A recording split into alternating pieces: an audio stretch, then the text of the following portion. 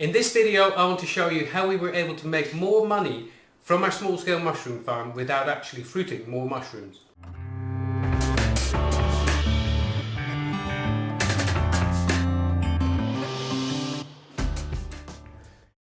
So a lot of people would think that you need to grow more mushrooms to make more money out of your mushroom farm, and that's not necessarily the case. So I'm in the incubation room here, which is only one stage of growing mushrooms, and just to remind you, there's essentially 3 stages to cultivating mushrooms. One is mixing the substrate, so it's producing the substrate, and substrate is the material that the mushrooms eventually will grow from. The second stage is in the incubation room here. It's where you give the mycelium, the spawn, a chance to recover and grow as a mycelial network from which the mushrooms in the third stage, the fruiting stage, will fruit. Now that doesn't mean that you need to do those 3 stages all in one place, so you don't need to do all of those at your farm. In fact, with commercial growers, it's often the case that you've got a substrate producer and then a separate entity that fruits the mushrooms and sells the mushrooms. And that's what I want to talk about in today's video. So these columns, we make them here at the farm, so we mix them next door, we hang them here in the incubation room so they get to grow a bright white and are ready to go into fruiting conditions.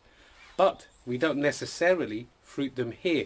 So these columns, for instance, they're just waiting to be sent out to a customer of ours, and they operate a chain of hotels all over the south of England. The hotels are all centered around kitchen gardens. It's amazing. They grow a lot of fresh food there that gets used in the kitchens. So you have a scenario where you can harvest in the morning and you can eat it for lunch or dinner.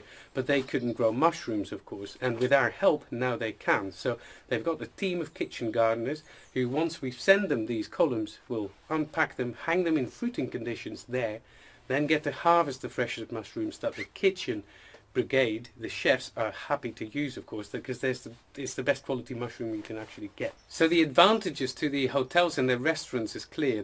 They get amazing mushrooms. For us, the main advantage is the fact that we can use the space here, but we don't need to fruit the mushrooms and then deliver the mushrooms and maintain contacts with multiple customers. So it works for both parties. So in practice for us, what it means is this: we produce these columns next door in our mixing room, we hang them up here for 2 to 3 weeks, and some of these columns we fruit here for our local customers, and a lot of these columns go to the pig hotels, to their restaurants and their chefs to cook with. And I'm actually going there, so let's have a look what it looks like at their end. So I've just arrived at the pig here, and I'm just in front of the mushroom house here, which is a converted old boiler house. Behind this wall there's the kitchen gardens.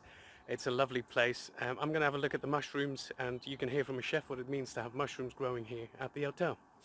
I mean, for me, a mushroom that's grown and picked straight away, it has a completely different texture and consistency to anything that you would buy in the shops or have delivered to the hotel. So being able to actually pick that mushroom and have it at its peak perfect condition is a dream come true, I think, for any sort of chef. So, you know, to have that luxury here in the hotel is absolutely incredible.